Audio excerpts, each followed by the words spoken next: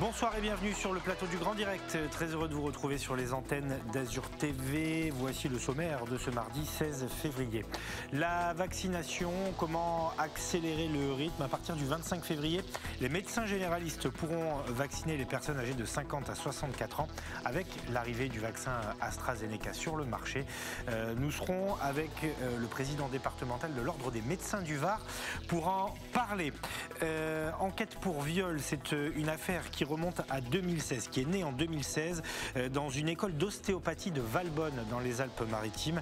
7 plaignantes aujourd'hui contre le fondateur de cette école qui est un homme charismatique, décrit comme charismatique et qui donc fait face à cette accusation. Maître Julien Darras sera avec nous, il défend 2 plaignantes dans cette affaire. Et puis le dossier olympique de Marseille, guerre ouverte entre la direction et les supporters. Une lettre de mise en demeure a été envoyée aux associations de supporters pour peut-être mettre fin à la convention qui les lie au club. Ça passe mal, évidemment, vous le verrez dans cette émission, puisque l'adjoint au sport, Sébastien Gibrail, l'adjoint au sport à Marseille, sera notre invité. Bonsoir Eric Revel. Bonsoir Nicolas Gallup, sans cravate donc. Oui, effectivement, je vois que rien ne vous échappe. On essaye de l'avoir en direct avec Mathieu Fèvre, qui est champion du monde de parallèle. C'est une toute nouvelle épreuve qui a débarqué au championnat du monde de ski de Cortina d'Ampezzo en Italie. Il est né à Nice et originaire licencié même à Isola où il a fait toutes ses classes dans le Mercantour. On espère pouvoir vous offrir ce petit moment et ces quelques mots avec lui. C'est un véritable exploit qu'il a réalisé tout à l'heure en marge de ces championnats du monde de ski. Mathieu Fèvre, en tout cas on en parlera avec Denis Caro qui sera avec nous aussi dans ce grand direct. Mais d'abord, l'actualité depuis un an, c'est la bataille contre le coronavirus. Notre région manque de vaccins, de doses de vaccins. Comment accélérer le rythme? Peut-être grâce aux médecins généralistes qui, à partir du 25 février prochain, vont pouvoir vacciner les patients âgés de 50 à 64 ans grâce aux doses fournies par AstraZeneca. Bonsoir Jean-Luc Le Gall, vous êtes président du conseil départemental de l'Ordre des médecins du Var. Est-ce que si je dis que vous attendez ces vaccins et cette possibilité de vacciner vos patients depuis longtemps, je suis dans le vrai? Oui, tout à fait, vous êtes dans le vrai. Bonsoir d'abord. Les médecins généralistes attendent depuis un moment de pouvoir prendre en charge leurs propres patients. C'est vrai que nous étions limités par le fait que les vaccins AstraZeneca et Moderna ne permettaient pas que ce vaccin soit distribué et soit administré dans les cabinets de médecine libérale. Mais avec le vaccin AstraZeneca, les médecins généralistes pourront vacciner leurs propres patients. Alors pourquoi? Parce que la composition du vaccin n'est pas la même? C'est ça, on n'a pas besoin de faire une deuxième injection? Alors, il y a une deuxième injection, c'est une problématique surtout de conservation du vaccin. Oui. Il faut savoir que le vaccin va être distribué par flacon de 10 doses et qu'il n'impose pas les contraintes de transport et de froid qu'imposent les vaccins Pfizer et Moderna. Il impose quand même certaines contraintes qui font que les médecins généralistes auront à choisir 2 modalités d'administration du vaccin, soit sans rupture de la chaîne de froid, c'est-à-dire qu'à ce moment-là, un flacon pourra être distribué au médecin. À partir du moment où le flacon sera ouvert, le médecin, à partir du moment où il conserve son vaccin dans un frigo entre 2 et 8 degrés, pourra administrer les 10 doses dans un délai de 48 heures. Donc c'est plus simple à mettre en place effectivement qu'une conservation à moins 80, parce que vous n'avez pas ces frigidaires-là, ces frigos, dans les cabinets. Tout à fait. En fait, il faut savoir que si le médecin récupère le flacon tel quel, il y a quand même un délai de conservation qui est de 6 heures si on rompt la chaîne du froid. À ce moment-là, le médecin se devra de vacciner dans les 6 heures les 10 patients à qui il est susceptible d'administrer la dose. Ça demande quand même une certaine organisation dans les cabinets de médecine générale. Alors on l'a dit, le 25 février, vous avez quelques jours encore pour vous organiser. Est-ce que dans la patientèle, il y a une forme d'impatience? Oui, il y a une demande certaine d'un certain nombre de patients, alors pas tous, il reste une méfiance vis-à-vis de la vaccination sur le territoire français. La majeure partie de nos patients quand même se réclament ces modalités d'accès au vaccin de façon un peu rapide quand même. Est-ce que vous considérez que ça sera une façon d'accélérer aussi la vaccination? Notre région est très touchée, le Var n'échappe pas d'ailleurs pas à l'explosion du virus, mais en tout cas à des taux d'incidence très élevés. Est-ce que ça va être l'occasion de monter en rythme? Ça va être tout à fait l'occasion. Je vous rappelle qu'il y a 60 000 médecins généralistes libéraux sur le territoire français. Si chacun ne vaccinait ne serait-ce que 10 patients, je vous laisse faire le compte, si on répète ça pendant 10 jours, on en est à 6 millions de patients potentiellement vaccinés. À partir du moment où les autorités de santé auront élargi les indications de ce vaccin en fonction de l'âge et de l'absence ou pas de comorbidité. Docteur Le Gall, je voulais avoir votre avis. Alors évidemment, dans les Alpes-Maritimes, l'épidémie flambe, hein, mais au niveau national, on est plutôt sur un plateau haut, mais qui se tient, qui ne flambe pas. C'est dû à quoi, d'après vous? C'est dû au fait qu'on ne connaît pas véritablement le virus, ou c'est dû aux premiers effets bénéfiques des 3 millions de personnes qui seraient vaccinées, ou à l'effet peut-être du couvre-feu? Je pense que c'est dû à tout un tas de facteurs. Hein. On peut envisager effectivement l'effet du couvre-feu, mais je pense qu'on n'a pas encore de données stabilisées pour confirmer que ce soit uniquement à ça. Un certain nombre de patients ont été vaccinés, certes, mais je ne suis pas certain que le nombre soit suffisant pour expliquer la stagnation des chiffres. Après, je pense quand même qu'il y a peut-être aussi une évolution épidémique du virus en fonction des mesures barrières et en fonction des départements et des régions, puisqu'on voit bien que sur le territoire français, tous les départements ne sont pas logés à la même enseigne, ne sont pas à égalité, malheureusement, dans cette contamination. Vous parlez des gestes barrières, docteur. Justement, un phénomène auquel on pouvait s'attendre finalement. Moins de grippe, moins de gastro-entérite. Est-ce que la profession le constate aussi dans le Var? Il y aurait une chute vertigineuse des cas de ces deux maladies-là?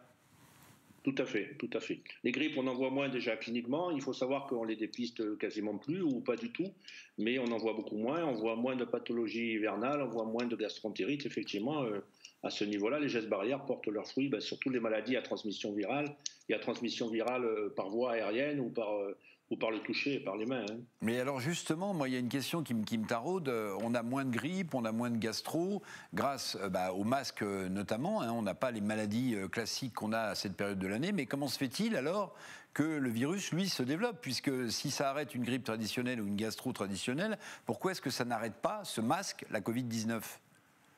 Je pense qu'il y a un effet de nombre. Hein. Il faut savoir quand même, il y a un grand nombre de Français qui sont vaccinés contre la grippe et qui l'ont été encore cette année. Tandis que par rapport au virus de la Covid-19, qui est un virus nouveau, qui n'avait jamais rencontré nos populations, à mon avis, l'explication, il faut la rechercher par là. Hein. Et ensuite, peut-être qu'on aura des études qui prouveront que la contagiosité est plus importante que pour les virus classiques, ou que dans certains cas, il existe sans doute une immunité ou une mémoire immunitaire chez les patients qui explique qu'on voit en tout cas moins de formes graves pour d'autres pathologies. Merci beaucoup en tout cas, docteur Jean-Luc Le Gall, président du conseil départemental de l'Ordre des médecins dans le Var. À partir du 25 février, vous serez donc à la manœuvre pour vacciner les patients âgés de 50 à 64 ans avec le vaccin AstraZeneca. Et comme vous l'avez dit, le défi maintenant, c'est de s'organiser et d'accueillir au mieux les patients. Merci de nous avoir accordé ces quelques minutes en direct ce soir sur les antennes d'Azur TV. On avance, Éric, sur cette question de la vaccination, mais c'est vrai que dans notre région, alors que nous avons 3 départements très exposés, on est encore en manque de doses. Oui, on est encore en manque de doses et je rappelais qu'hier, après le déplacement d'Olivier Véran, le ministre de la Santé en Moselle, ce département est durement touché également par la flambée de l'épidémie, avait obtenu des doses supplémentaires. Donc on peut se poser la question, est-ce qu'il n'y aurait pas, à partir d'un bon sens partagé, l'idée que les départements les plus touchés par le rebond, la flambée actuelle de la Covid-19 pourraient obtenir plus de doses de la part du pouvoir centralisateur que des départements qui sont moins touchés. Je ne dis pas qu'il faut priver de doses des départements qui ne connaissent pas de flambée, mais en tout cas mettre le paquet sur les départements qui, aujourd'hui, comme les Alpes-Maritimes, sont pris par cette épidémie. C'est une question qu'on peut se poser et qu'on aimerait peut-être que les leaders politiques locaux ou régionaux posent au ministère de la Santé. Voilà, parce que j'ai sous les yeux les taux d'incidence qui, au 15 février, donc c'est le dernier pointage, étaient de 462 dans les Alpes-Maritimes, 402 dans les Bouches-du-Rhône et 315 dans le Var. C'est au-dessus de la moyenne nationale et ce sont les 3 départements les plus hauts de notre région donc qui font grimper la moyenne régionale. Pardon ? Vous votez pour ma proposition, bien sûr. Mettre des doses supplémentaires là où les départements n'ont plus besoin. Oui, si on regarde avec un esprit cartésien... Il faut gérer la pénurie, mais dans des départements qui sont peu ou pas touchés, il y en a en France. Hein. Est-ce qu'il faut réserver le même nombre de doses qui était prévu à l'origine ? C'est une question qu'on peut se poser et peut-être que les responsables politiques locaux et régionaux devraient poser au pouvoir central. En tout cas, et sachez-le, il y a beaucoup de maires qui posent cette question. Dans la journée, là, David Racheline a envoyé un communiqué, le maire de Fréjus. C'est aussi la position de Renaud Muselier, le président de la région, et on a relayé suffisamment de fois aussi sur ce plateau la position des maires des Alpes-Maritimes qui demandent directement à l'État d'envoyer des doses dans notre région et dans les départements concernés. Autre victime collatérale de cette crise de la Covid-19, c'est le tourisme dans notre région. Vous allez le voir, les hôtels sont vides, notamment sur la Côte d'Azur. Le secrétaire d'État en charge du tourisme, Jean-Baptiste Lemoyne, et Renaud Muselier, tiens, encore lui, enclenchent eux de leur côté la relance pour ce secteur si important en région sud. Depuis plus de 3 mois, cet hôtel situé au cœur de Nice est fermé. Par manque de clients, le gérant ne peut pas ouvrir. En cette période de vacances scolaires, la situation ne s'améliore pas. La situation n'est pas bonne. Nous sommes dans une pandémie que tout le monde connaît malheureusement, avec des annonces qui dissuadent les clients de venir sur la Côte d'Azur et à Nice tout particulièrement, puisque nous sommes, paraît-il, une des villes les plus impactées de France. Donc on a très très peu de clients pour ces vacances d'hiver. D'ailleurs, la plupart des hôtels sont fermés probablement jusqu'aux vacances de Pâques par absence de clients. Avec une clientèle composée à 80% d'étrangers, Michel souhaite rapidement rouvrir les portes de son hôtel. Pour lui, la France est en retard sur d'autres pays qui ont déjà préparé la relance. La Turquie, par exemple, fait de grosses annonces et l'an dernier déjà a capté tout le marché russe. Cette année, ils sont déjà en train de dire « nous venez en Turquie, vous pouvez venir, vous n'avez pas les limitations pour aller en Europe ». Donc on a un petit peu de retard là-dessus. Il faut compter sur notre charme, ce qui est un peu difficile, surtout à mon âge, mais on peut arriver quand même à reconquérir une clientèle. Ce matin, le président de la région, Renaud Muselier, s'est entretenu avec le secrétaire d'État chargé du tourisme. Il propose des packs incitatifs pour faire revenir les touristes dans la région. Pour engager le retour au tourisme, nous avons décidé de mettre en place 4 nouveaux dispositifs dans les mois à venir. Avril, forfait bol d'air. En mai, chèque réouverture. En juin, le billet solidaire. En juillet, le 1er juillet, 2e édition de la fête des terrasses. Nous renouvellerons la fête des terrasses cette année, encore, afin de fixer un retour à la vie culturelle et sociale dans notre région, quoi qu'il advienne. Quant au secrétaire d'État Jean-Baptiste Lemoyne, il indique que l'État a injecté plus de 270 millions d'euros dans un plan tourisme. Au-delà du soutien immédiat, il est très important de se préparer au rebond, à la reprise. Et nous en sommes aujourd'hui à 270 millions d'euros investis sur le territoire de la région sud pour venir faire sortir de terre des projets ou réhabiliter des sites. Tous espèrent un redémarrage pour le printemps. La région a également mis en place une campagne intitulée « On a tous besoin du Sud » pour promouvoir l'activité touristique sur la Côte d'Azur. Avant d'en venir à ce scandale sexuel à Sophia Antipolis, à Valbonne très exactement, un mot, Eric, des chiffres du chômage, puisque c'est en lien avec forcément l'activité économique du tourisme. Oui, et là, c'est un chiffre complètement en trompe-l'œil, parce qu'on sait que l'économie française, l'année dernière, en 2020, a vécu une récession terrible, la pire sans doute depuis la Seconde Guerre mondiale, moins 6%, et pourtant, le taux de chômage recule dans notre pays, il n'est plus qu'à 8%, 340 000 personnes sont sorties du chômage et des comptes du Pôle emploi. Alors, en fait, pourquoi je dis que c'est trompe-l'œil ? Parce qu'avec une telle récession, évidemment, on ne peut pas imaginer qu'il y ait moins de chômeurs, on peut plutôt imaginer qu'il y en ait davantage. Alors, les raisons de cette baisse en trompe-l'œil, c'est souvent la fin de droit des chômeurs qui sortent donc des statistiques. C'est aussi le confinement du mois d'octobre et du mois de novembre. Je vous rappelle que les chiffres que je vous donne sont sur le dernier trimestre de l'année écoulée. Beaucoup de gens n'ont pas retrouvé de travail ou n'ont pas cherché à obtenir un travail. Ils sont donc dans l'inactivité et beaucoup ont donc basculé, hélas, dans une grande précarité avec parfois des petits boulots à temps partiel ou à temps très partiel, qui fait que ces gens sont sortis du décompte de Pôle emploi. Mais il ne faudrait pas croire évidemment qu'avec une récession de 6% en 2020, le taux de chômage baisse réellement.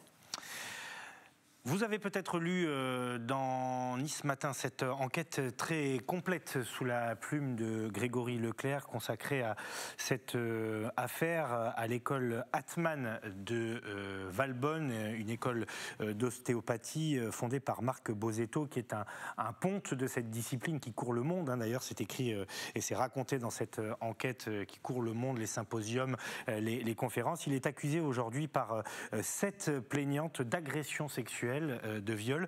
Le déclenchement de cette affaire remonte à 2016 et Nice Matin a révélé que le 15 décembre dernier, une ouverture d'information judiciaire pour ces chefs d'accusation donc de viol et d'agression sexuelle était désormais diligentée. Nous sommes avec maître Julien Darras, qui est avocat au barreau de Nice et qui défend 2 plaignantes dans cette affaire. Bonsoir maître, merci d'avoir accepté cette invitation.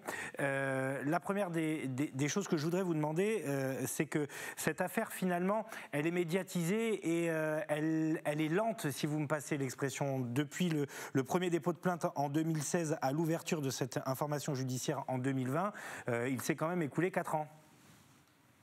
Exactement, vous avez tout à fait raison. On ne peut que se réjouir, mes clientes et moi-même, de l'information selon laquelle enfin une information judiciaire a été ouverte à l'initiative du parquet de Grasse. C'est vrai que cette décision, on l'attendait depuis longtemps, puisque nous avions déposé des plaintes en 2018. Et tout ce que l'on peut souhaiter aujourd'hui, en tout cas c'est ce que souhaitent mes clientes, c'est que l'enquête s'accélère et que M. Bosetto puisse être entendu le plus rapidement possible et qu'enfin il puisse être éventuellement présenté à un juge d'instruction en vue de son éventuelle mise en examen. Maître Darras, comment est-ce que vous expliquez justement qu'il a fallu 4 ans avant l'ouverture officielle de cette information? Ça tient à quoi? Ça tient à la lenteur de la justice, à la notoriété, même si évidemment il y a présomption d'innocence de l'accusé potentiel. Comment expliquez-vous qu'il a fallu 4 ans? Je n'ai pas réellement d'explication à cela. On verra lorsque l'on aura accès au dossier. Mais c'est vrai, et vous avez raison, que l'on aurait pu légitimement penser, en raison de la nature de ce dossier et de la nature des faits dénoncés, que le parquet ouvre une enquête plus rapidement que ce qui n'a été fait.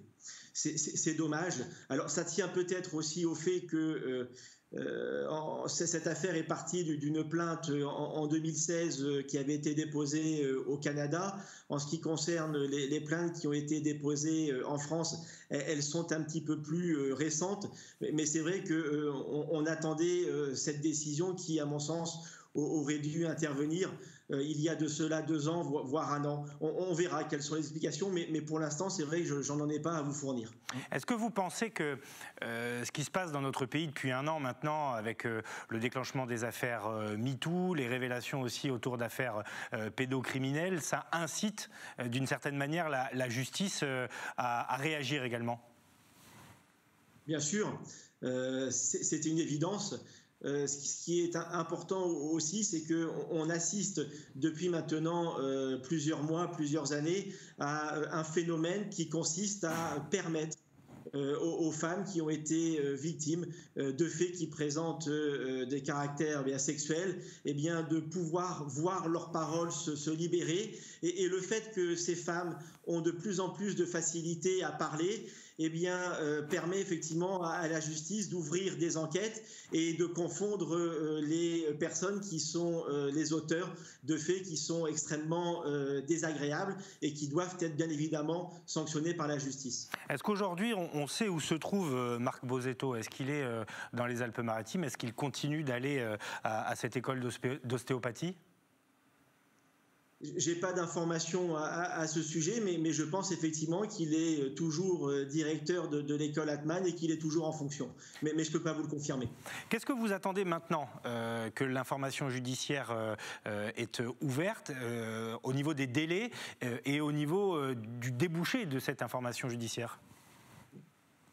J'espère, et en tout cas mes clientes espèrent, que l'enquête qui maintenant débute sous l'initiative d'un juge d'instruction soit la plus complète possible, qu'elle avance et en tout cas c'est notre souhait, le plus rapidement possible également, et qu'elle aboutisse bien évidemment dans un premier temps à la mise en examen de M. Bozzetto, dans un second temps à la constitution de partie civile des personnes qui sont victimes des agissements de cet homme, et enfin ce que nous aspirons, c'est qu'un procès puisse s'organiser, je dirais, dans un délai raisonnable. On évoque donc une sommité dans sa discipline qui serait très charismatique. Est-ce que cet état de fait aurait pu lui profiter dans la commission de ces actes supposés et est-ce qu'il est suspecté aussi d'avoir fait passer des actes médicaux, enfin des actes sexuellement agressifs pour des actes médicaux? Exactement, et c'est ce qui a peut-être aussi, je dirais, suscité de la part des personnes qui sont victimes de ces agissements, je dirais, une certaine attente dans le dépôt de leur plainte, parce que ces personnes finalement étaient conviées, et ça a été repris par Nice Matin, à des séances d'ostéopathie pelvienne, et sous couvert, je dirais, d'un savoir médical, Monsieur Bozzetto a agressé ces femmes. Donc c'est vrai que, et notamment aussi de par sa personnalité et peut-être des appuis dont il pouvait bénéficier, tout ceci a conduit à faire en sorte que pendant un certain temps, ces agissements ne soient pas dénoncés. Maître Darras, sur quelle période les 7 plaignantes ont-elles porté plainte, et est-ce que vous attendez à ce qu'il y ait d'autres plaignantes, d'autres victimes présumées? C'est fort possible qu'il y ait d'autres personnes qui, compte tenu du fait que des femmes, je dirais, ont pris l'initiative de déposer plainte, se greffent à cette procédure. Et c'est vrai que les faits et la période des faits qui sont reprochés à M. Bozzetto courent sur plusieurs années. Donc c'est vrai qu'on peut s'attendre à ce que le nombre de victimes soit plus important que celui qui a été aujourd'hui publié par Nice Matin. Merci beaucoup. En tout cas, Maître Darras, je rappelle que vous êtes avocat au barreau de Nice et que vous défendez dans cette affaire 2 plaignantes sur les 7, et cette information judiciaire donc, qui a été ouverte. L'enquête très complète est à lire dans l'édition du jour de Nice Matin. On en dira peut-être un mot d'ailleurs tout à l'heure avec Denis Caro qui sera notre invité, le directeur des rédactions. Merci à vous d'avoir accepté notre invitation ce soir en direct sur les antennes d'Azur TV. Sans transition, on va s'intéresser maintenant à cette petite bombe lâchée hier par la direction de l'Olympique de Marseille, la création d'une grande consultation sur le supporterisme au travers d'un projet qui s'appelle Agora OM. Jusque-là, pourquoi pas discuter de l'orientation que pourraient prendre les clubs de supporters. Là où les supporters ont moins bien accueilli l'initiative, c'est qu'ils ont reçu dans le même temps une mise en demeure qui pourrait voir tomber les accords et la convention qu'ils ont passée avec le club. Les explications sont signées Valentin Rodriguez. C'est un communiqué qui a fait l'effet d'une bombe. Ce lundi après-midi, la direction de l'Olympique de Marseille a publié son projet Agora OM, une initiative qui a pour but de lancer une concertation avec les fans pour inventer un nouveau mode de supporterisme. 2 semaines après les violences à la commanderie, l'OM a décidé d'envoyer au groupe de supporters du club un courrier de mise en demeure. Selon les infos de nos confrères de la Provence, la direction veut même aller plus loin et veut rompre sa convention sur les abonnements avec les associations de supporters. Le fossé se creuse un peu plus entre les dirigeants et les fans du club. On a compris depuis quelques mois déjà, la stratégie de Marc Courte et de Jacques-Henri Hérault, c'était de diviser pour mieux régner. Je pense que c'est la continuité de leurs œuvres depuis quelques mois déjà. Je ne sais plus quoi en penser de toute manière. Moi j'attends qu'une chose, c'est qu'ils se barrent tous, parce que c'est plus possible. C'est impossible de garder ces gens-là à la direction du club depuis 4 ans. Ils font que des conneries. Si demain il faut faire des actions non violentes, on fera des actions non violentes. S'il faut montrer que l'OM c'est nous et qu'on est présent et on sera présent. S'il faut leur montrer que sans nous, sans supporters, sans groupe de supporters, sans les MTP, sans les winners, sans les fanatiques, sans les Dodgers, etc., sans les ultras, s'il faut leur montrer que sans nous, ils sont rien, on leur montrera que sans nous, ils sont rien. L'ensemble de la classe politique marseillaise n'a pas tardé à réagir sur les réseaux sociaux, comme le maire de la ville, Benoît Payan. Les supporters sont l'âme du club. Leur mise en demeure par la direction est incompréhensible. Il ne peut pas y avoir des dizaines de milliers de Marseillais qui payent les conséquences de quelques excités déjà devant la justice. J'ai écrit à Jacques-Henri Hérault pour qu'il calme le jeu. La présidente de la métropole, Martine Vassal, a également réagi suite à ce communiqué. L'OM, c'est notre ville, c'est notre vie.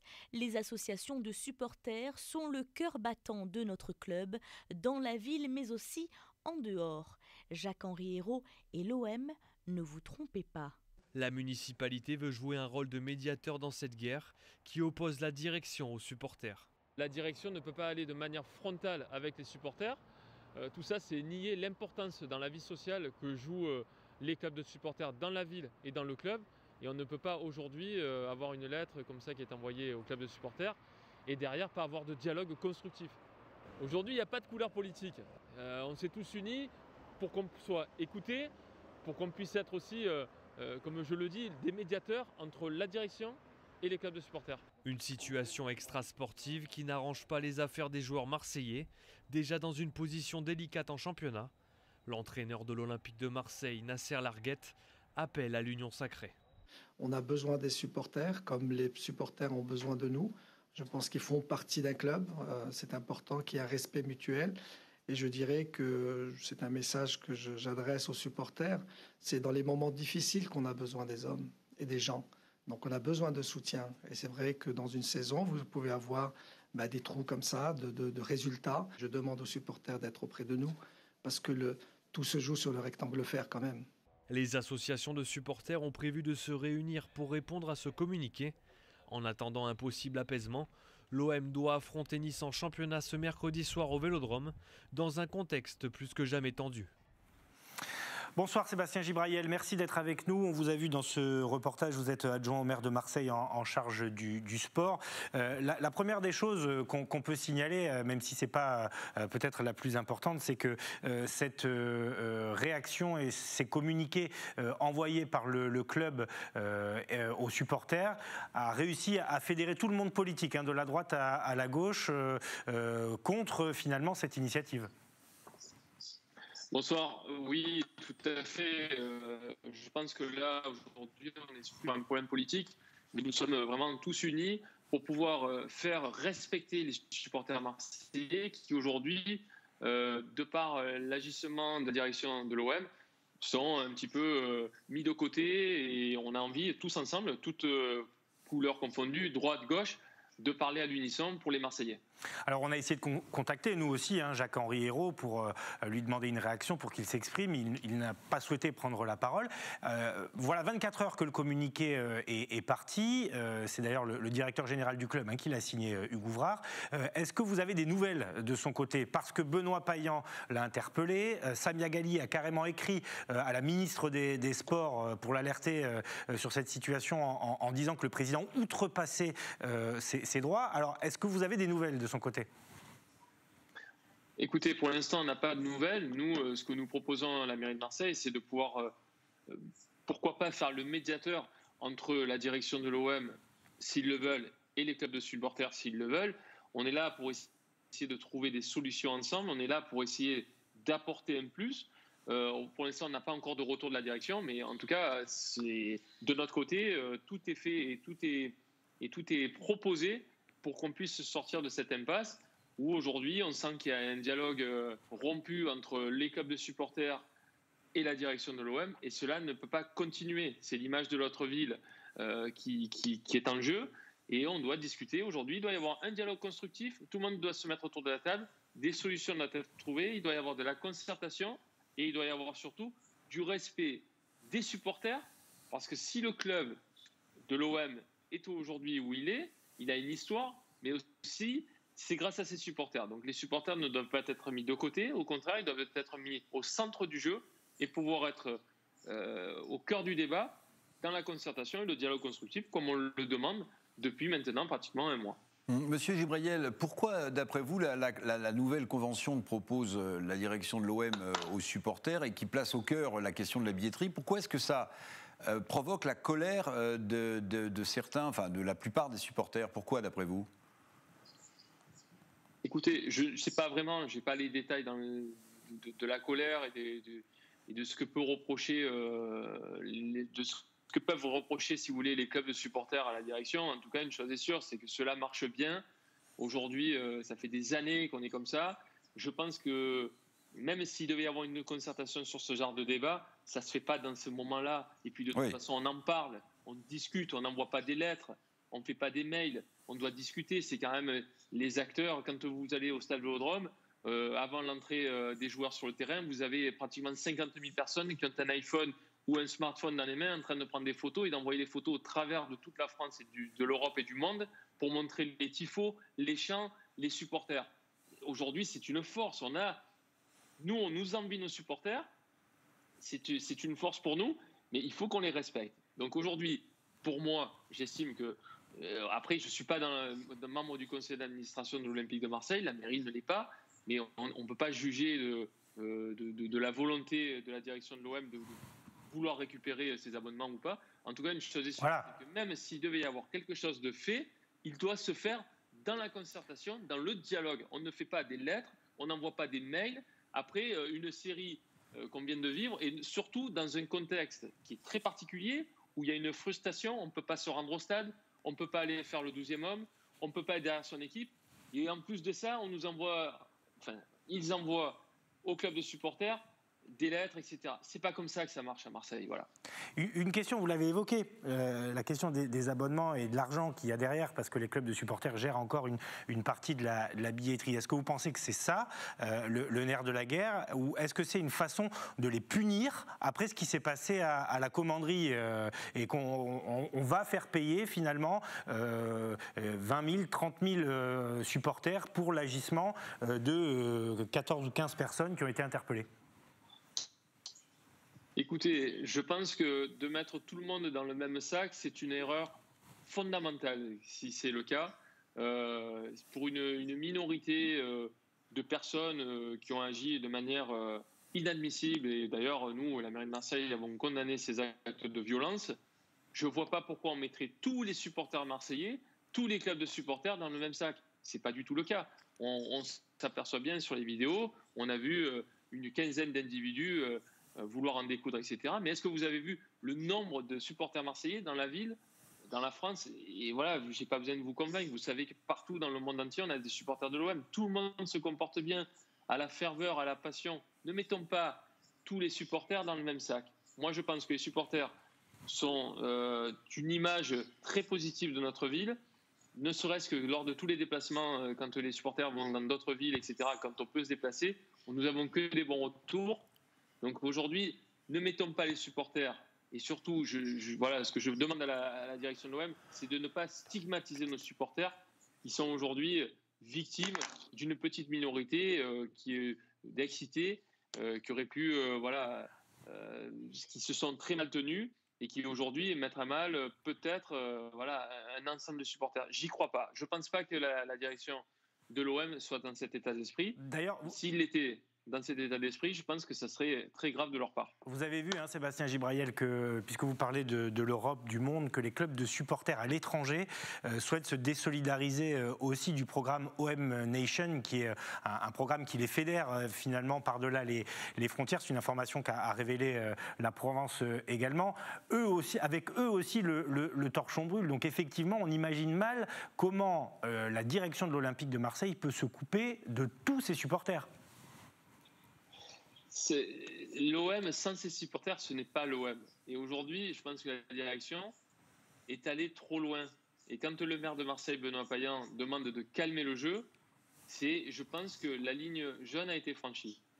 Et là, aujourd'hui, c'est ou on dialogue, ou alors je pense qu'il va y avoir des difficultés dans les jours à venir, parce que personne ne comprendra l'attitude de la direction de l'OM de se créer cette agora OM qui, franchement, peut être bien. Mais on ne peut pas dire on va créer un genre de think tank où on va tous discuter, mais on met en dehors de tout ça les clubs de supporters. Donc c'est ou alors on nous propose une bulle et dedans vont aller des gens qui vont dire que des choses qui seront en direction et qui feront plaisir à la direction de l'OM. C'est pas ça. Voilà, aujourd'hui, c'est pas le but de je pense, de l'Olympique de Marseille, de se mettre à dos tous les supporters dans le monde entier. Monsieur Gibrayel, vous parliez tout à l'heure du timing qui est plus que maladroit. Vous avez raison, sans doute, au moment où le club vit les moments difficiles qu'il vit. Je parle évidemment de l'OM, donc le timing est important. Est-ce que, pour vous, l'annonce de la vente du Vélodrome par le maire de Marseille, c'est fait également dans un bon timing ?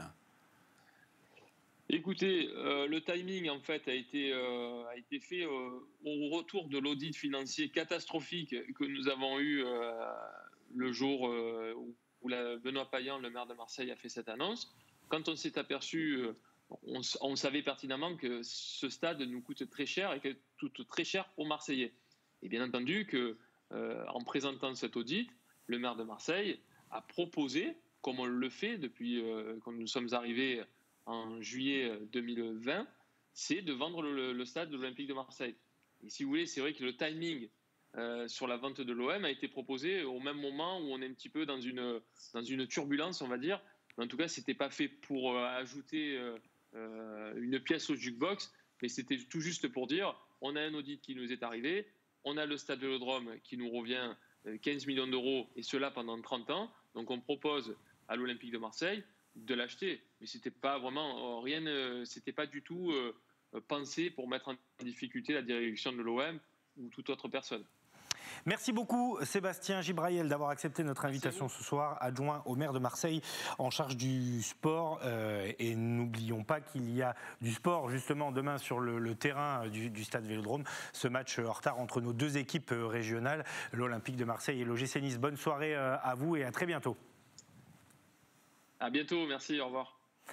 Voilà, ce dossier qui est loin d'être refermé. Il y a aussi derrière le serpent de mer de la vente de l'Olympique de Marseille. Certains journalistes commencent à y croire, d'autres pas.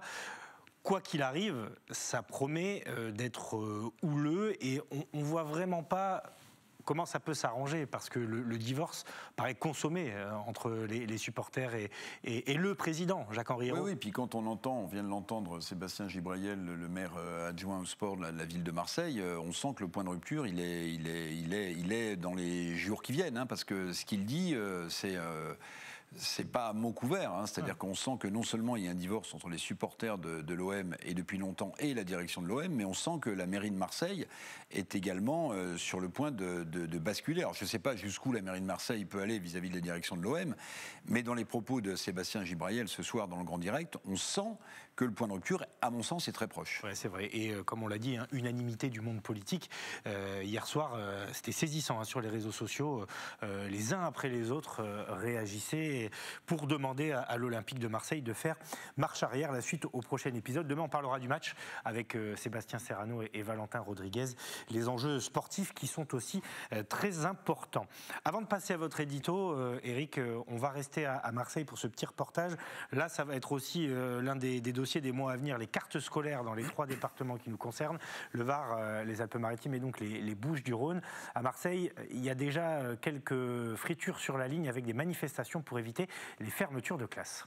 Non à la fermeture de classe. Non à la fermeture de classe. Ils se battent pour que l'école de leurs enfants ne subisse pas de fermeture de classe, comme cela est prévu pour la rentrée prochaine. L'école maternelle Saint-Barthélemy-les-Flamands dans le 14e arrondissement de Marseille est classée REP+, réseau d'éducation prioritaire. Elle est alors concernée depuis quelques années par le dédoublement de classes, très bénéfique pour l'apprentissage des enfants et les conditions de travail des enseignants. Seulement voilà, l'école publique subit une baisse importante des effectifs dans les Bouches-du-Rhône et par manque d'élèves, l'inspection académique prévoit la fermeture de classes. La difficulté, c'est que dès qu'on passe en dessous du seuil d'un enseignant pour 27 élèves, on ferme une classe, alors que 27 élèves en maternelle et après un an de Covid, c'est déjà beaucoup trop, et que nous, on demande donc le maintien de cette classe pour permettre aux enseignants de faire leur travail avec les élèves dans de bonnes conditions. Et donc en même temps, on fait des dédoublements et d'un autre côté, on augmente les effectifs dans les autres classes. Des dédoublements en grandes sections et des petites et moyennes sections à 27 ou 28 par classe. Les parents sont inquiets. Ils ont été contraints par rapport au Covid à rater pratiquement une année d'école, à être en décrochage scolaire. Les parents n'ont pas été là parce que malheureusement, il y a des parents qui sont illettrés qui n'ont pas cette possibilité de leur apporter cet enseignement à la maison. Donc malheureusement, si l'année prochaine, on se retrouve à 27, 28 dans les classes, ça va être catastrophique pour ces enfants-là. Donc voilà, il faut penser à nos enfants et il ne faut pas oublier, voilà, on est dans les quartiers nord, c'est des quartiers qui sont compliqués et il ne faut pas qu'on nous oublie. Un manque d'élèves dans cette école, pourtant les écoles voisines sont surchargées. À côté, on a l'école de la Busserine dans laquelle il n'y a plus de classes disponibles, dans laquelle les effectifs sont totalement surchargés. On demande une révision de la sectorisation depuis des années, elle n'est pas faite, alors qu'ici, effectivement, au Flamand, il y a des classes disponibles. Des mesures non sans conséquences pour les enseignants. L'effet induit, c'est que c'est des enseignants effectivement qui sont déplacés d'école, alors que peut-être dans un an, il y aura à nouveau plus d'élèves et qu'on demandera à un nouvel enseignant de revenir. Les enseignants aussi, ils se retrouvent à 28 enfants dans les classes. Comment on fait pour gérer 28 enfants dans les classes ? C'est compliqué, moi j'ai 3 gosses, j'arrive pas à les gérer. Et l'école des Flamands n'est pas la seule concernée.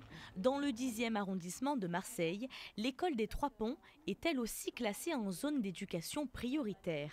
Ici, ce n'est pas la maternelle, mais une classe de primaire qui est menacée de fermeture, aussi par manque d'élèves. 2 élèves précisément. Ils sont censés être 49 entre les CP et les CE1, et là on en aura 47. Donc ce seraient les CE1 qui seraient concernés. On aurait 3 classes, donc avec 2 cours doubles, avec 2 CP-CE1. Ici, le CP a été dédoublé il y a 3 ans, le CE1 il y a 2 ans. Et pour mettre en place ces dédoublements, la mairie a engagé d'importants travaux. Un logement de fonction a dû être transformé en salle de classe. Ça rime à quoi ? Ça rime à quoi d'investir des centaines de milliers d'euros pour faire des travaux, pour fermer une classe ? Argument supplémentaire pour ses parents, 43 logements sociaux sont en construction tout près de l'école. Les 2 élèves manquants devraient donc se trouver facilement. En attendant, les organisations syndicales ont voté contre la proposition de carte scolaire de l'inspection académique. Elle doit être revue ce jeudi. Parents et enseignants seront mobilisés ce même jour. Éric, c'est à vous. L'heure de votre édito, il est 19h11 ce soir. Vous avez 3 ou 4 minutes. Oui. Non, mais je plaisante pour parler d'un sujet très sérieux. Par contre, la cybercriminalité. Oui, la cybercriminalité. Alors, il faut s'habituer vraiment à ce terme. On en parle peu. C'est la criminalité via les réseaux informatiques. Vous l'avez peut-être noté, Nicolas, ces derniers jours, plusieurs hôpitaux français, à Dax, à Villefranche-sur-Saône, ont été attaqués. Leur système informatique a été attaqué. Du coup, ces institutions hospitalières ont dû déprogrammer des opérations. Beaucoup d'entreprises françaises sont touchées par la cybercriminalité. La liste s'allonge et entraîne d'ailleurs la plupart du temps, de la part des pirates informatiques, des demandes de rançon pour déverrouiller les systèmes informatiques qu'ils ont bloqués. Aujourd'hui, il faut le savoir, la cybercriminalité rapporte bien plus d'argent que les hold-up en banque ou les détournements de fonds, et cela à l'échelle mondiale. On vient de découvrir, par exemple, qu'un logiciel de supervision a été attaqué pendant 3 ans dans notre pays. Et parmi les entreprises françaises, vous allez voir, qui utilisent ce logiciel qui a été attaqué, donc piraté, on note des noms comme Airbus, Air France, Thales ou même le ministère de la Justice. C'est vous dire si la cybercriminalité devient un phénomène mondial. Ces attaques informatiques porteraient, disent certains spécialistes, la marque des Russes, mais évidemment le Kremlin dément. Reste, et c'est un fait majeur, que cette cybercriminalité s'accroît de manière exponentielle. C'est un peu le revers de la médaille du développement du digital et du numérique. Alors cette guerre à bas bruit ne fait évidemment pas de mort, mais Nicolas, elle peut déstabiliser des économies entières et donc des pays. Alors, elle ne fait pas de mort, mais par exemple à Villefranche-sur-Saône aujourd'hui, des opérations ont été déprogrammées. Donc bon, pour l'instant, les patients sont mis en sécurité. Et j'entendais un papier très intéressant là-dessus. C'est comme si en fait on demandait maintenant aux hôpitaux de gérer par des papiers et l'écriture manuelle, de gérer l'activité d'un. C'est-à-dire qu'on reviendrait à l'ancien monde avant que l'informatique ait pris les commandes de tous les systèmes. Alors paraît-il que le secret, c'est de ne pas payer. Il ne faut surtout pas payer. Mais bon, quand ça paralyse un hôpital, effectivement, ça peut vite poser problème. Avant de rejoindre Denis Carreau et de parler de Mathieu Fèvre, champion du monde de ski, on retourne à Marseille. La solidarité, c'est quand même ce qui marque aussi, on en parlait avec Guilhem Bricavi de la Provence, cette crise de la Covid-19. Et bien regardez, ça s'est mis en place en plein cœur de Marseille, un petit îlot pour les sans-abri très en difficulté qui réapprennent les gestes du quotidien. C'est un tremplin pour rebondir au cœur de Marseille. Depuis la fin de l'année 2019 et après 18 mois de travaux et d'aménagement, le village Saint-François-Xavier accueille les premiers sans-abri. J'ai plus d'avantages que quand j'étais à la rue. La rue, c'était problématique pour l'hygiène. J'ai les atouts pour redémarrer, quoi. J'ai de quoi démarrer une vie normale, on va dire. Ah ben moi, je suis très bien là dans ma tête. J'étais, on va dire au niveau moral, j'étais un peu bas quand j'étais à la rue, mais là, franchement, je suis remonté en flèche. Situé dans le 8e arrondissement, c'est sur un terrain de 500 mètres carrés que 2 containers et un chalet sont installés pour recevoir provisoirement les personnes en grande précarité. Grâce à des conventions de 3 mois, le village sert de passerelle vers une vie meilleure destinée au quartier sud de la ville. Pour décentraliser la pauvreté toujours au nord de Marseille, on a préféré centraliser vers le sud. Ici, on se pose d'abord. Après, on apprend les gestes de la vie quotidienne, comme se lever le matin, se laver tous les jours. Voilà, on n'a pas ce problème de chercher où pouvoir se laver. Accueillir, abriter ou encore accompagner, 3 mots qui définissent les priorités de l'association. Pour mener à bien ses missions, chaque accueilli est suivi par un parrain. Des liens solides déjà créés depuis des années, le soir, lors de maraudes, mais aussi grâce à un local en centre-ville où chacun peut poser ses valises pour quelques minutes ou quelques heures. Les gens avec lesquels on travaille sont des gens qui sortent de situations extrêmement violentes, extrêmement difficiles. La difficulté n'est pas uniquement le froid qu'on peut connaître en ces saisons hivernales, mais bien d'autres choses qui sont bien plus conséquentes. Et quand ils arrivent ici, ils posent leur sac, ils ont les moyens de reconstruire, de se donner en tout cas les moyens d'envisager de reconstruire leur cheminement. Et nous, on est là pour les assister dans ce cadre-là, que ce soit d'un point de vue médical, administratif et principalement psychologique, et ensuite une réintégration sociale. Une réintégration sociale, là aussi solidaire financièrement. Ici, on a des frais d'entretien, des frais pour nourrir et entretenir les gens qui sont ici, puisqu'ils n'ont pas de revenus, pas ou peu de revenus. Beaucoup d'acteurs privés, voilà, beaucoup de solidarité, et voilà, donc c'est ce qui nous permet d'avancer, parce que voilà, on se rend compte que derrière, nous on a nos bras et notre bonne volonté, mais que derrière on a beaucoup de gens qui répondent présents à notre appel quand on leur explique ce qu'on fait et qui se rendent compte que notre action est utile. D'ici la fin de l'année 2021, l'association a pour projet de demander un permis de construire afin de dupliquer le mini-village toujours au sud de la ville. Voilà la solidarité qui restera aussi comme l'un des phénomènes qui a grandi durant cette crise de la Covid-19. Bonsoir Denis Caro, directeur des rédactions du groupe Nice Matin. Comme tous les mardis, vous êtes avec nous. Je voudrais, avant qu'on parle de la Covid et de Mathieu Fèvre, juste revenir à ce qu'on évoquait en tout début d'émission, parce qu'on est parti de votre enquête très complète sur l'affaire Atman, publiée aujourd'hui dans Nice Matin. Avec, on le disait, ce travail au long cours de la justice, mais aussi de Grégory Leclerc, qui est à la manœuvre. 2016, l'affaire démarre pour une information judiciaire ouverte en 2020. Vous avez passé du temps à Nice Matin sur cette affaire pour publier ce dossier. Oui, une enquête très fouillée, effectivement, Nicolas, de Grégory Leclerc, qui revient sur l'enquête ouverte depuis 2 ans et qui aboutit sur cette information judiciaire. Les faits sont extrêmement graves, en tout cas les accusations des plaignantes. Au total, 7 femmes ont témoigné, 6 ont porté plainte. L'une d'entre elles témoigne dans nos colonnes ce matin avec un récit extrêmement précis et glaçant, qui rejoint les déclarations des autres plaignantes qui dénoncent les faits et accusent le fondateur et président du centre Atman de viol et agression sexuelle dans le cadre de la pratique de son activité. Alors demain, vous vous intéressez au décès du Covid.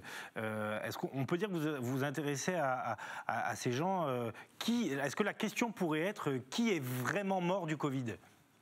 C'est exactement ça. On a voulu aller un petit peu plus loin dans l'analyse des chiffres, et Nancy Catan, notre spécialiste santé, s'est procuré les chiffres des décès comptabilisés au CHU de Nice en 2020.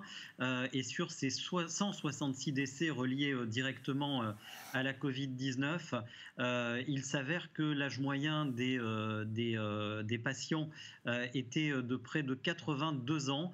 On apprend aussi que 60% des patients qui sont décédés de la Covid avaient été en situation de surpoids ou d'obésité. Et on apprend aussi, et c'est intéressant, que sur les 6 décès entre 46 et 65 ans, ce sont dans tous les cas des personnes qui étaient fragilisées par d'autres maladies. Alors, on ne tire pas de conclusion hâtive de l'analyse de ces chiffres, simplement, ça confirme des choses qu'on savait déjà, à savoir que, bien entendu, il faut être vigilant, mais il ne faut pas céder à la psychose, et on le sait, et tous ces chiffres le confirment, les personnes qui décèdent des suites du virus sont des gens qui sont soit très âgés, soit souffrant de comorbidité. C'est des choses qu'on dit, qu'on lit, qu'on entend, mais on a voulu aller au fond des choses et décortiquer les chiffres, et c'est ce qu'on fait dans une double page demain.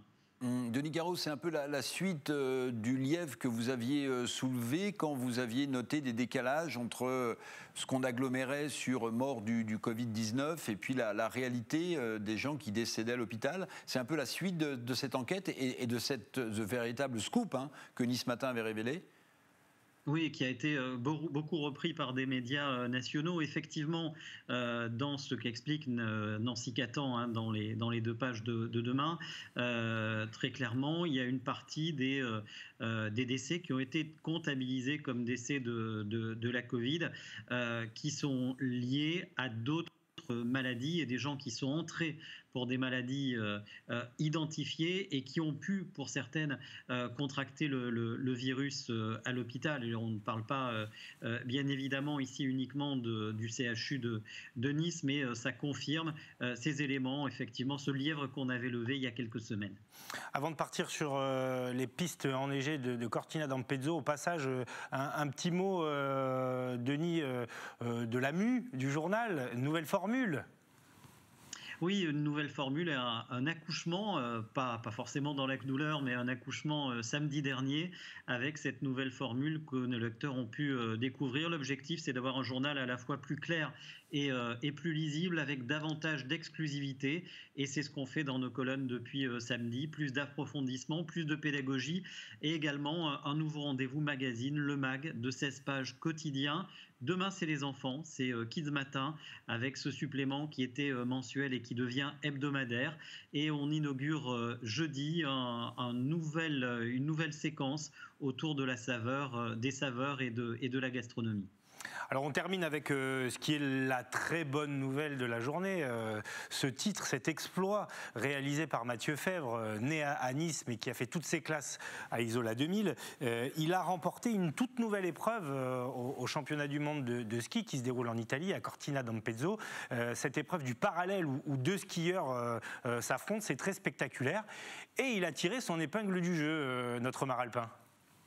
Oui, et Mathieu Fèvre, il rentre doublement dans l'histoire, à la fois parce que c'est le premier skieur azuréen à décrocher un titre de champion du monde, et puis parce que c'est le premier à être sacré et consacré dans cette nouvelle discipline qui est inscrite depuis cette année seulement au championnat du monde. Et c'est vrai que nous, on ne se prive pas, on ne va pas se priver de célébrer cette victoire à la une de Nice Matin. C'est une info qui fait du bien, c'est pas si souvent par les temps qui courent, donc ça sera la grande une de Nice Matin demain. Et on sera là aussi demain dans ce grand direct avec un reportage à Isola, évidemment. Claudia Olivier prendra la route très tôt, en famille. On va essayer de rencontrer les proches, les profs, le premier professeur de ski. Enfin voilà, on vous prépare quelle belle histoire. Un beau sujet demain. Mathieu Fèvre qui ne nous répond pas là au téléphone, on le harcèle.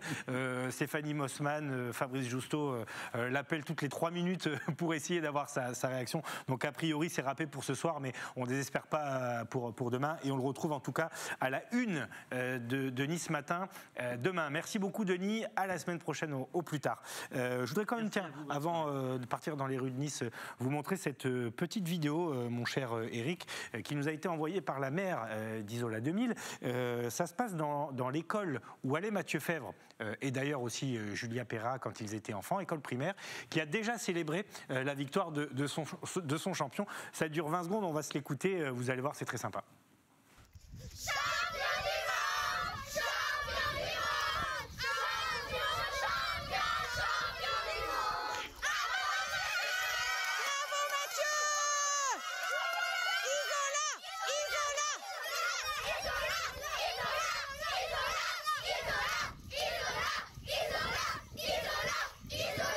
Voilà, quand on voit ça, le sport... Comme dit Denis Carreau, ça fait vraiment du bien vu le contexte général actuel, quand on voit ces enfants qui applaudissent, qui crient à la gloire de leur champion. On a l'impression que c'est presque la vie de tous les jours qui a repris. C'est pas tout à fait le cas, mais ça fait du bien, oui. Non, mais il faut se rendre compte aussi de l'exploit, c'est-à-dire un champion du monde de ski pur produit des Alpes-Maritimes. C'est dire le travail effectué aussi par les écoles de ski, par les collectivités aussi qui ont mis en place des structures, les entraîneurs. Puis c'est une super promo pour Isola. Forcément. C'est une super promo pour Isola. Dès que les sièges rouvriront. C'est vrai que c'est une très belle publicité pour le ski également. On le salue, Mathieu, qui ne doit pas nous regarder, il doit faire la fête, mais en tout cas on espère l'avoir très prochainement dans cette émission. On va redescendre sur le littoral à Nice. Vous savez ce qu'il y a normalement en plein mois de février à Nice, le carnaval. Ah oui, bien sûr. Mon cher Eric, et là c'est vrai que... J'y étais l'année dernière. Tout à fait, et l'ambiance est quelque peu morose puisqu'il a été annulé cette année, le roi des animaux qui ne trônera pas. Néanmoins, la ville de Nice, qui en ce Mardi Gras en plus, la ville de Nice qui a souhaité donner un petit peu de saveur carnavalesque à ces rues. Il y a quand même des choses qui sont organisées à Nice, on voit tout ça avec Marie Justo. Habituellement, à cette période de l'année, la ville de Nice vibre au rythme de son célèbre carnaval. Mais pandémie oblige, cette édition 2021 est annulée. Le roi des animaux ne régnera pas avant l'année prochaine, mais pour autant, la ville de Nice, en ce Mardi Gras, a souhaité marquer le coup grâce à cette structure carnavalesque installée sur la place Masséna. Ça ne pourra jamais rattraper le vrai carnaval, mais c'est un joli clin d'œil. Et puis bon, on reste optimiste et en faisant ce qu'il faut, on espère que l'année prochaine, il sera de retour. On l'attend. C'est super ce petit clin d'œil, de se moquer un petit peu de ce qui nous embête la vie depuis plus d'1 an. Et puis un clin d'œil qui voudra dire que l'an prochain, il sera là à nouveau, le carnaval. Voilà, on aura foutu le coronavirus à coups de pied dehors. Coronavirus géant, Mimosa, place Masséna, cybercarnaval de Moya, des événements pour fêter le carnaval malgré l'annulation. Carnaval, au cœur de l'hiver, c'est toujours une petite fenêtre de gaieté, de joie dans la société telle qu'on la vit. C'est pas facile tous les jours. Et en plus, au cœur de l'hiver, c'est plus triste parce que les jours sont plus courts. Et le carnaval, ça a toujours été pour les Niçois, évidemment, mais aussi pour nos visiteurs, un moment de liberté, un moment de joie. Et ce moment de joie et de liberté aujourd'hui, il est arrêté par la pandémie. Alors nous essayons de compenser comme nous le pouvons, et surtout aujourd'hui avec l'œil rivé sur 2022, en se disant que le carnaval de Nice pourra retrouver son entrée magistrale sur la place Masséna. Une année blanche donc qui ne fera entrer aucune recette, notamment pour les carnavaliers. Pour compenser, ils travaillent déjà pour l'édition 2022. D'habitude, les carnavaliers n'avaient que 3 ou 4 mois pour préparer le carnaval. Cette fois-ci, ils vont avoir 1 an pour préparer 2022. Mais comme nous allons lancer les marchés aussi pour 2023, du coup, les carnavaliers auront 1 année pour préparer les carnavals suivants. Et ça, ce sera, je pense, quelque chose qui va être très intéressant pour la suite, parce que les carnavaliers ayant plus de temps, ils pourront faire un carnaval beaucoup plus beau aussi. Pour les fleuristes, cette annulation est aussi un manque à gagner. Pas de bataille de fleurs, mais un carnaval en vitrine. Une énorme frustration parce que nous, c'est notre passion depuis des années. Pour tout le groupement, c'est vraiment se mobiliser pour les batailles de fleurs. On fait ça depuis maintenant, moi personnellement, 17 ans. Certains dans mon groupe, 25 ans, d'autres plus jeunes. Mais notre vie est rythmée aussi par cette période, c'est-à-dire Saint-Valentin, bataille des fleurs. Enfin, ça nous rythme depuis tellement d'années Que là, on se sent bizarre en fait, on se sent un peu orphelin. C'est avant tout une passion et quand on est privé de sa passion, c'est triste quand même. Malgré mon caractère toujours très optimiste, je ne peux pas m'empêcher de penser l'an dernier, au même moment, on préparait déjà notre deuxième bataille de fleurs, tôt le matin, tard le soir, au milieu d'une équipe motivée, qui est passionnée. Et voilà, je fais partie de ce métier que j'ai exercé pendant très longtemps. Il y a quelque chose qui manque. Il y a cette équipe, il y a ce qu'on donne avec comme seul but le résultat. Le résultat donné à nos touristes, à nos Niçois, donner ce spectacle floral. L'an prochain, Carnaval sera de retour si la pandémie le permet. Le thème choisi cette année, le roi des animaux, sera celui de l'édition 2022. Voilà. Ouais, alors seul on se désespère, mais quand on est à plusieurs on se réconforte parce qu'il y a ce grand carnaval de Nice connu dans le monde entier qui est annulé, mais je regardais, il y a aussi celui de Rio de Janeiro au Brésil, il y a celui de Venise qui se déroule en ce moment mais qui est virtuel, hein. Il n'y a pas de carnaval non plus en Allemagne, enfin tous les grands carnavals mondiaux sont annulés. Alors je ne dis pas que ça réconforte totalement, mais enfin voilà, et rendez-vous donc l'année prochaine évidemment. La fête du citron aussi à Menton est annulée. On ira cette semaine à Menton parce que là aussi, la ville a quand même concocté quelques petites surprises pour recréer une forme d'ambiance consacrée là aussi à cette fête internationalement reconnue. C'est la fin de ce grand direct. Merci Eric, Nicolas. On se retrouve demain. Merci évidemment à Sébastien Lyotard, Théo Sarfati, Greg Favot, Fabrice Justo, Philippe Caudet et Stéphanie Mossman. Bonne soirée sur les antennes d'Azur TV.